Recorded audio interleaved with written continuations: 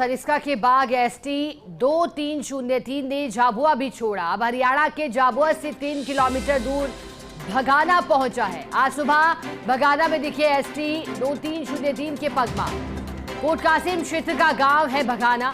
खेतों में फसल के चलते ट्रैक करने में मुश्किल हो रही है। वन विभाग की टीम बाघ के दिखने पर ट्रैंकुलाइज के प्रयास करेगी।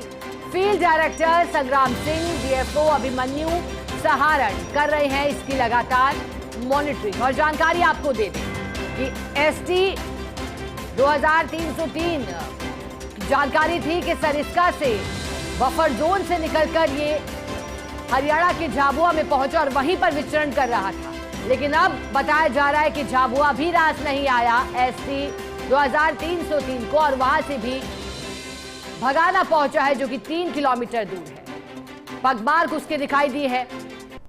कर्मचारियों की पूरी टीम लगी थी इस को ट्रैंकुलाइज करने में। हमारे साथ एसोसिएट एडिटर निर्मल तिवारी जुड़े हैं।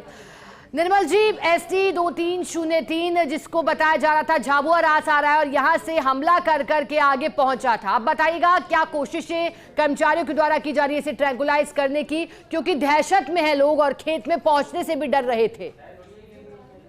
ये बात जो एसटी 2303 है, इसकी उम्र करीब 4 वर्ष है और ये 15 अगस्त के दिन यानी स्वतंत्रता दिवस के दिन ये सरिस्का से निकल करके और हरियाणा बॉर्डर पर मुंडावर जो है, मुंडावर का गांव है दरबारपुर, ये दरबारपुर पहुंच गया था और वहां पर इसने 5 लोगों पर हमला किया, उनको घायल कर दिया।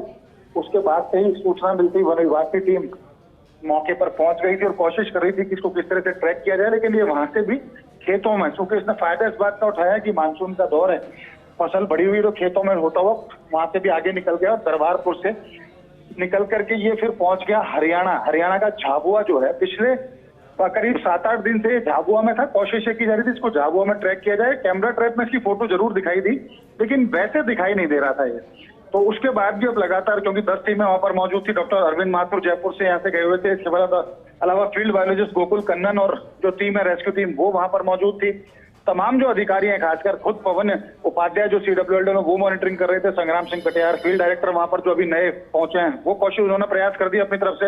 अभिमन्यु सहारण जो डीएफओ वो प्रयास कर रहे थे।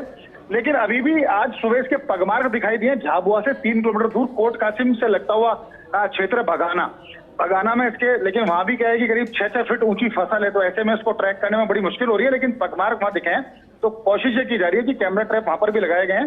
कैमरा ट्रैप के जरिए अगर ये वहां पर दिखे और अगर ये ट्रैक होता है किसी भी तरह से, इसकी अगर साइटिंग होती है तो इसको तुरंत ट्रैंकुलाइज करने के आदेश जारी कर दिए गए हैं। और ट्रैंकुलाइज करने के बाद इसको रामगढ़ वेशधारी ले जाया जाएगा यहाँ से सीधा, क्योंकि इस साल ये जनवरी में भी यहाँ से निकल करके हरियाणा पहुंच गया था और वहां पर उसने एक ट्रैकर को घायल किया था और इस बार भी उसने 5 लोगों को घायल किया। तो चूंकि ये इसका जाना पहचाना रास्ता हो गया, इसको ऐसा लगता है कि इसने अपने टेरिटरी की तरह इसको इस रास्ते को यूज कर रहा है, क्योंकि जो दूसरे बाघ हैं सरिस्का के उसको पुश कर रहे थे।